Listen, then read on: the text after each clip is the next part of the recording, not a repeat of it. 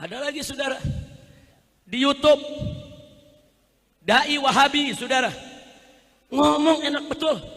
Saudara-saudara, jangan pernah baca kitab Ihya Ulumuddin, karena Ihya Ulumuddin 90% hadisnya dhaif.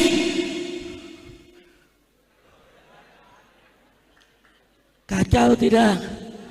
Kacau tidak? Di Al-Itqan ini termasuk rutin dibaca Ihya Ulumuddin. Saudara, betul.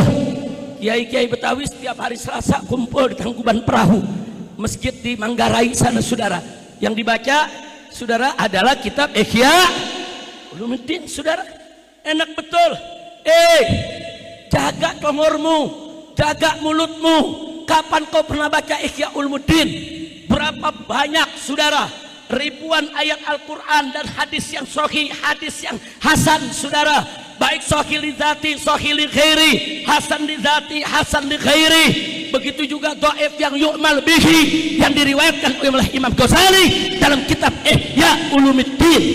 Hanya ada beberapa gelintir hadis, beberapa hadis yang memang diperdebatkan oleh ulama, tapi itu pun sedikit pun tidak mengurangi nilai dan kedudukan daripada kitab Ihya Ulumuddin. Takbir. Masya Allah. Jadi ini dia nih, ahli hadis bukan, ahli fikih bukan, ngomong seenaknya, jangan baca Ihya Ulumuddin. Nah maka itu saudara, saya tidak mau berpanjang lebar lagi, bahwa hati-hati betul yang dikatakan tadi oleh Kiai Haji Ma'ruf Amin hafizahullah ta'ala wara'ah, bahwa yuk mari kita jaga persatuan kesatuan para ulama, para kiai, khususnya dari Ahlus Sunnah wal Jamaah. Jangan sampai umat kita ditipu mereka, umat kita dibohongi mereka, umat kita dijauhi daripada akidah Ahlus Sunnah wal Jamaah.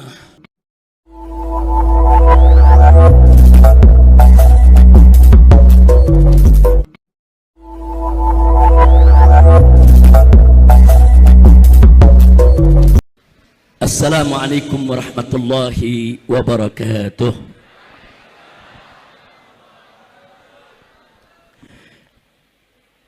Bismillah, walhamdulillah, wala hawla wala quwwata illa billah. Ashhadu an la ilaha illallah wahdahu la syarika lah, wa ashhadu anna sayyidana Muhammadan abduhu wa rasuluh la nabiyya ba'dah. Allahumma salli wa sallim wa barik ala sayyidina wa habibina wa syafi'ina wa maulana nabiyyina Muhammadin wa ala alihi at-tahirin at-tayyibin wa ashabihi al-ghurri al-mayamin wa man tabi'ahum bi ihsanin ila yaumiddin. Amma ba'd, siyadatul habaib asy-syurafa wa sa'adatul ulama'il fudala wa jami'il hadirin wal hadirat al-a'izza'il ahibba rahimakumullah. Fi hadhihi al-munasabati as-sa'idati at-tayyibati al-mubarakah la ansa an usiyakum jami'an wa nafsi bitaqwallah wa bita'ati rasulillahi sallallahu alaihi wasallam. Fanas'alullah subhanahu wa ta'ala an yahdiyana ila siratihil mustaqim wa yaj'alana minal muttaqin wa yudkhilana jannatahu jannatan na'im bihaqqi sayyidil mursalin walhamdulillahi rabbil alamin. Taqabbalallahu minna wa minkum fataqabbal ya karim. Ahibail kiram, setelah puja dan puji kita panjatkan bagi Allah Jalla Jalaluh, setelah salawat dan salam kita sampaikan untuk junjungan Nabi kita tercinta Sayyiduna Muhammad beserta para keluarga dan para sahabatnya, maka dalam kesempatan berbahagia ini, dalam acara yang penuh keberkahan ini, tidak lupa kita sampaikan salam penghormatan kita secara khusus dan istimewa untuk guru besar kita semua, untuk orang tua kita yang pada hari ini menjadi wasilah bagi kita sehingga kita kumpul di tempat ini, yaitu Syekhunal Walid al-muhtaram al-mukarram Ustadzana al-mahbub Kiai Haji Mahfuz As-Sirun hafizahullah ta'ala wa ra'ah, famatanallahu bituli hayatih wa nafa'ana bi ulumi fid dini wad dunya wal akhirah, amin ya rabbal alamin. Kita selalu doakan semoga guru kita Kiai Mahfuz, saudara, diberikan kekuatan oleh Allah, diberikan perlindungan, diberikan kesuksesan dalam setiap langkah perjuangan dakwahnya, dan pondok pesantrennya Al-Itqan diberkahi oleh Allah subhanahu wa ta'ala. Dikeluarkan dari pondok pesantren ini ulama-ulama yang amilin, yang mukhlisin, yang mujahidin, amin ya rabbal alamin. Kemudian tentunya tidak lupa salam penghormatan ini juga kita sampaikan untuk ayahanda kita tercinta, yaitu Al-Muhtaram Al-Mukarram Syekhun Al-Walid Bapak Kiai Haji Ma'ruf Amin hafizahullah ta'ala wa ra'ah. Alhamdulillah, beliau tadi sudah menyampaikan kepada kita mau'izahnya yang luar biasa, singkat, padat, ringkas, jelas, dan merupakan samudra hikmah baik buat para kiai maupun buat santri, begitu juga untuk masyarakat pada umumnya. Dan kita berbahagia hari ini kita kedatangan juga yaitu seorang tamu, saudara, seorang ulama dan putra ulama, yaitu tidak lain dan tidak bukan adalah Profesor Dr. Muhyiddin Saudara Muhammad Awamah hafizahullah ta'ala wa ra'ah. Ayah beliau ini seorang ulama besar, saudara, salah satu benteng Ahlus Sunnah wal Jamaah, mengarang banyak kitab yang luar biasa, di mana salah satunya yaitu yang dikarang adalah tentang al-amal bil hadis dhaif. Apa dia punya dalilnya, apa hujahnya, dan ini kitab sangat penting. Kenapa? Karena sekarang ini di tengah-tengah kita, saudara, ada orang-orang muda nggak punya ilmu tapi sok tahu, teriak-teriak di masyarakat, saudara, seolah-olah hadis dhaif itu sampah, seolah-olah hadis dhaif itu kotoran, seolah-olah hadis dhaif itu nggak boleh dipakai, dibuang saja ke tong sampah. Ini hadis dhaif, nggak boleh dipakai. Inna lillahi wa inna ilaihi raji'un. Saudara, berapa banyak hadis dhaif yang yu'mal bihi? Berapa banyak hadis dhaif yang diamalkan oleh ulama? Bahkan ada hadis dhaif yang disepakati oleh semua ulama, saudara, bahkan semua mazhab untuk dijadikan sebagai kaidah. Di antaranya apa? Hadis la darar wala dirar. Hadis dhaif, saudara, tapi menjadi kaidah muqarrarah indal ulama, saudara. Jadi jangan seenaknya mengatakan buang hadis dhaif, singkirkan hadis dhaif, nggak usah pakai hadis dhaif. Hadis dhaif itu terbagi-bagi. Hadis dhaif itu ada derajat, ada turunannya. Ada hadis dhaif yang memang dipakai oleh para ulama, bahkan ada hadis dhaif yang dijadikan kaidah oleh para ulama, saudara. Maka itu thariqah Ahlus Sunnah wal Jamaah adalah thariqah yang paling luar biasa, thariqah yang lurus, dan merupakan thariqah dari firqah najiyah. Alhamdulillah. Ada lagi, saudara, yang seenaknya mengatakan, dan Imam Syafi'i mengatakan idza sahal hadis fahuwa mazhabi.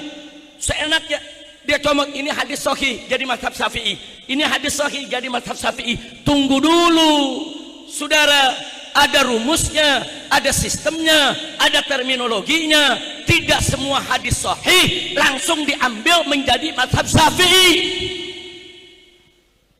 Jadi jangan sembarangan, saudara. Ada lagi yang mengatakan apa, saudara, ini hadis, saudara, tentang antara laki-laki dengan perempuan yang bukan mahramnya, saudara, tidak batal, saudara. Mereka bilang ini hadis sahih dalam Bukhari Muslim, berarti ini jadi mazhab Syafi'i. Berarti mazhab Syafi'i mestinya kalau kita punya wudhu menyentuh istri kita tidak batal dengan alasan ini hadis Sayyidatuna Aisyah radhiyallahu taala anha dalam Bukhari dan Muslim. Dia sok lebih tahu dari Imam Syafi'i, saudara. Sok lebih pintar daripada Imam Syafi'i, saudara. Dia pikir Imam Syafi'i belum baca itu hadis, saudara. Hadis yang mana? Sayyidatuna Aisyah radhiyallahu taala anha menceritakan, ini hadis sahih Bukhari Muslim, saudara. di mana beliau ceritakan suatu ketika aku tidur, kemudian Nabi sholat malam, kakiku saudara nggak sengaja melonjor di depan arah kiblatnya Nabi. Kemudian kalau Nabi mau sujud, dicolek itu kaki saudara, kakiku dicolek, aku tarik. Kata Sayyidatuna Aisyah, ini orang-orang sok pinter apa bilang, tuh lihat tuh, Nabi lagi sholat nyolek kaki Siti Aisyah, sholatnya gak batal, berarti gak membatalkan wudhu dong kalau menyentuh istri. Ini hadis sahih Bukhari Muslim, ini harus jadi mazhab Syafi'i. Luar biasa. Jawab jangan, jawab jangan, karena yang hadir banyak kiai sama santri di sini. Buat PR aja deh. Bagaimana buat PR? Jawab apa PR? Semua minta jawab. Ada lagi satu hadis juga dari Sayyidatuna Aisyah, yang ini ada dalam Sahih Muslim saudara, hadis sahih. Siti Aisyah cerita, faqadtu Rasulullah, suatu ketika aku kehilangan Nabi dari tempat tidur malam, kamar gelap, rabang, nggak ada Nabi di samping saudara, di ranjangnya. Kemudian Siti Aisyah terus merayap, tahu-tahu dipeganglah saudara kedua daripada telapak kaki Nabi, tumit Nabi. Ternyata Nabi lagi sujud sholat malam. Kata orang-orang yang sok pinter, tuh lihat tuh hadis sahih lagi tuh, Nabi lagi sholat, lagi sujud, dicolek kakinya, Nabi nggak batalin sholat. Berarti wudhu kita kalau kena istri nggak batal. Ini hadis sahih. Ada dua hadis sahih sudah bercerita seperti itu. Kenapa kita sekarang mazhab Syafi'i kok kena istri batal wudhu? Nah ini mesti dikoreksi kata dia, karena ini hadis sahih, ayo kita ambil jadi mazhab Syafi'i. Kenapa? Sebab Imam Syafi'i mengatakan, idza sahhal hadis fahuwa madhabi. Kalau suatu hadis sudah sahih, maka itu adalah madhabku.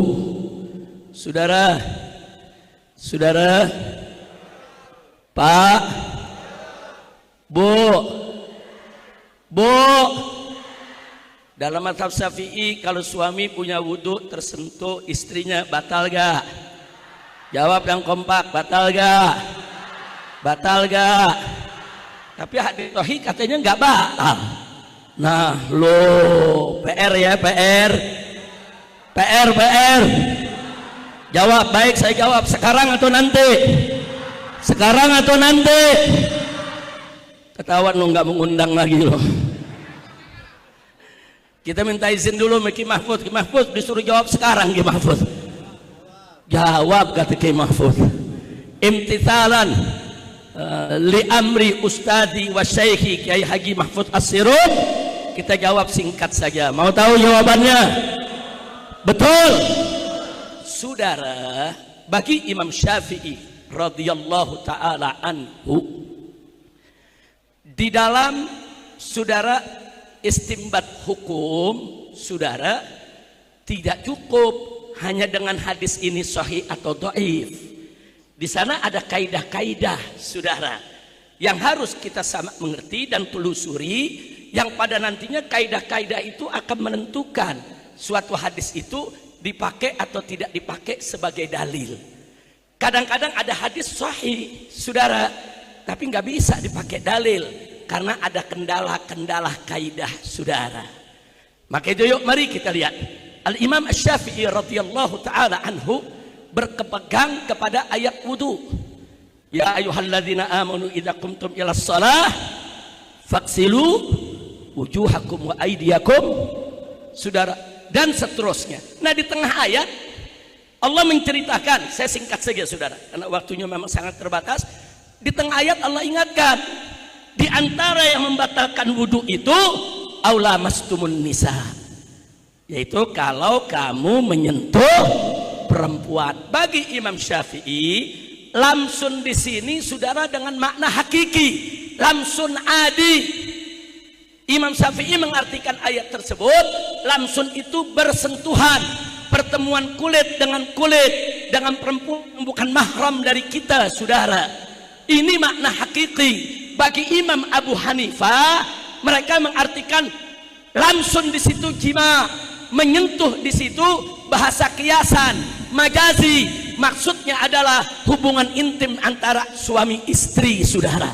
Makanya dalam mazhab Abu Hanifah menyentuh istri nggak batal wudu, tapi kalau menyetubuhi istri baru batal wudu. Kenapa? Karena mengambil makna majazi. Itu mazhab Abu Hanifah. Mazhab Syafi'i nggak begitu, saudara. Selama satu ayat hukum bisa diartikan secara hakiki, nggak boleh dibawa ke majazi, saudara. Ini prinsip dalam mazhab Imam Syafi'i, saudara. Arti ayat tadi langsung artinya menyentuh, itu makna hakiki, jangan dibawa ke majazi selama masih bisa dipahami secara hakiki, saudara. Kira-kira jelas tidak? Jelas tidak? Saya kasih contoh, saudara. Dalam ayat sifat kita keluar sedikit. Yadullah fauqa aidihim, tangan Allah ada di atas tangan mereka, saudara. Kalau diartikan tangan dengan makna hakiki, maka dalam mazhab Asy'ari, saudara, itu bisa mengantarkan kepada tasbih dan tajsim. Apa itu tasbih? Menyerupakan Allah dengan makhluk. Apa itu tajsim? Menjasmanikan Allah dalam bentuk, saudara. Bagi Ahlus Sunnah wal Jamaah, mazhab Asy'ari haram untuk mengartikan sedemikian rupa. Padahal arti yadun secara hakiki ini tangan. Tapi di sana ada makna majazi. Arti majazinya tangan itu bisa diartikan kekuatan atau kekuasaan. Dalam konteks ini, saudara, ya, mazhab Asy'ari, saudara, begitu juga mazhab fikih Syafi'i nggak boleh diartikan hakiki karena nggak bisa diartikan secara hakiki, bisa mengantarkan kepada tasbih dan taksir, sehingga wajib, saudara, untuk diartikan secara majazi. Tapi kalau ayat wudu tadi bisa diartikan hakiki, menyentuh. Kenapa harus diartikan majazi? Ini mazhab Imam Syafi'i. Kira-kira jelas tidak? Yang kedua, saudara, kita kembali ke hadis tadi. Mazhab Imam Syafi'i, para ulama menjawab betul. Itu hadis Siti Aisyah memang hadis sahih. Sahih, kami akui itu hadis sahih. Wajib kami terima dan sudah kami terima. Tapi nggak bisa dijadikan dalil untuk tidak batalnya wudu jika tersentuh istri. Kenapa? Hadis itu sahih, tapi tidak ada penjelasan. Satu, Siti Aisyah bilang lagi tidur, kakinya depan Nabi lagi sholat. Terus Nabi sentuh kakinya, ditarik. Dalam hadis nggak ada penjelasan. Siti Aisyah tidurnya pakai selimut apa enggak? Saudara, nggak jelas. Kalau nggak pakai selimut, betul, berarti disentuh kakinya. Kalau pakai selimut, bukan kakinya yang disentuh, selimutnya. Karena nggak jelas, nggak boleh dijadikan sebagai dalil mutlak. Justru itu harus diikutkan ke ayat yang sorry, saudara. Ayat Qur'annya sorry, menyentuh, saudara, perempuan yang bukan mahram batal, sorry. Hadisnya ger sorry, nggak bisa yang ger sorry ngalahin yang sorry. Justru yang ger sorry harus ditakwilkan ikut yang sorry. Kemungkinan Siti Aisyah pakai selimut, saudara. Kira-kira jelas tidak? Jelas tidak? Yang kedua, saudara, lah itu Siti Aisyah pegang kaki Nabi, telapaknya, tumitnya, waktu Nabi lagi sholat. Saudara, ini hadis sahih, kita terima, saudara. Tapi nggak ada penjelasan. Waktu disentuh sama Siti Aisyah, Nabi pakai khuf apa enggak? Saudara, kalau musim dingin, Nabi tuh suka pakai khuf, saudara. Sepatu kulit yang menutup dari telapak ujung jari sampai mata kaki, yang nggak tembus air dan bisa digunakan untuk musafir perjalanan, saudara. Kalau musafir bisa pakai khuf 3 hari 3 malam. Kalau bukan musafir boleh pakai khuf 1 hari 1 malam, saudara. Nabi alaihi salatu wassalam kalau musim dingin sering memakai khuf. Dalam hadis gak ada penjelasan Nabi pakainya musim, Nabi disentuh kakinya pakai khuf apa enggak. Kalau enggak pakai khuf, mana penjelasannya? Kalau pakai khuf bisa ditakwilkan karena sejalan dengan sharihul ayah. Kira-kira jelas tidak? Maka itu saya mau tanya, mazhab Syafi'i cerdas tidak? Bagus tidak? Teliti tidak? Bangga tidak ikut mazhab Syafi'i? Takbir! Semuanya takbir! Sallu ala Nabi. Jadi jangan seenaknya ngomong. Kalau hadis sahih itu mazhab Syafi'i, pahala lu bomenyan. Emang semudah itu? Enggak semudah itu. Betul kalam Syafi'i. Idza sahhal hadis fahuwa madhhabi. Tapi ini bukan untuk orang awam, saudara. Ini untuk mujtahid. Ini untuk orang alim yang bisa menilai, yang bisa melihat apa betul hadis sahih tersebut tidak sampai kepada Imam Syafi'i. Apa betul hadis sahih itu, saudara, memang belum diistimbatkan oleh Syafi'i. Apa betul hadis sahih itu bisa ditarik ke mazhab Syafi'i. Yang bisa menentukannya adalah para ulama. Betul? Betul? Ada lagi, saudara, di YouTube dai Wahabi, saudara, ngomong enak betul. Saudara-saudara, jangan pernah baca kitab Ihya Ulumuddin, karena Ihya Ulumuddin 90% hadisnya dhaif.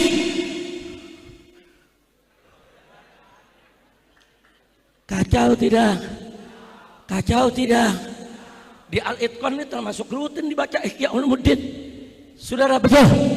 Kiai-kiai Betawi setiap hari Selasa kumpul di Tangkuban Perahu, masjid di Manggarai sana, saudara. Yang dibaca, saudara, adalah kitab Ihya Ulumuddin, saudara. Enak betul. Jaga tongormu, jaga mulutmu. Kapan kau pernah baca Ihya Ulumuddin? Berapa banyak, saudara, ribuan ayat Al-Quran dan hadis yang sahih, hadis yang hasan, saudara. Baik sahih li dzati, sahih li ghairi, hasan li dzati, hasan li ghairi. Begitu juga dhaif yang yu'mal bihi, yang diriwayatkan oleh Imam Ghazali dalam kitab Ihya Ulumuddin. Hanya ada beberapa gelintir hadis, beberapa hadis yang memang diperdebatkan oleh ulama, tapi itu pun sedikit pun tidak mengurangi nilai dan kedudukan daripada kitab Ihya Ulumuddin. Takbir! Masya Allah. Jadi ini dia nih, ahli hadis bukan, ahli fikih bukan, ngomong seenaknya. Jangan baca Ihya Ulumuddin. Nah, maka itu, saudara, saya tidak mau berpanjang lebar lagi, bahwa hati-hati. Betul yang dikatakan tadi oleh Kiai Haji Ma'ruf Amin hafizahullah ta'ala wara'ah, bahwa yuk mari kita jaga persatuan kesatuan para ulama, para kiai, khususnya dari Ahlus Sunnah wal Jamaah. Jangan sampai umat kita ditipu mereka, umat kita dibohongi mereka, umat kita dijauhi daripada akidah Ahlus Sunnah wal Jamaah. Kira-kira yang saya sampaikan jelas tidak? Jelas tidak? Maka itu saya mau tanya semua, siap jaga aswaja? Siap jaga aswaja?